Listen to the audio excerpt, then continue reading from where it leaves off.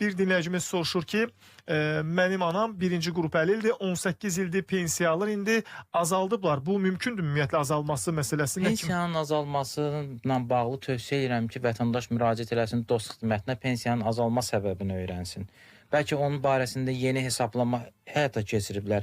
Pensiya təyinatı zamanı inventarlaşma işlərinin aparılması ilə bağlı Dövlət Sosial Müdafiə Fondunun xüsusi şərtlər üzrə təyinatı üzrə mərkəzi filialı və yaxud sosial ödənişlərin ödənilməsinə bağlı mərkəzi filial inventarlaşma işləri aparır, pensiyanı yenidən hesablayır.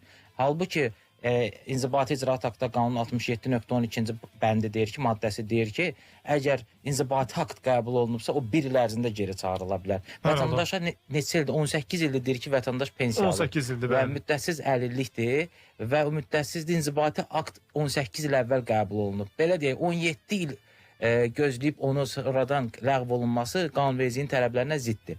Bu məhkəmə mübahisəsinin gedişatında həll olunmalı bir məsələdir. Amma tövsiyə edirəm ki, məhkəməyə müraciət etməmişdən qabaq dost xidmətinə müraciət eləsin. Çünki mən həqiqətən bu verilişdə iştirak edənə qədər və etdikdən sonra da bir sıra vətəndaşları dost xidmətinə yönləndirmişik və onlar gedib bir sıra problemləri orada həll ediblər.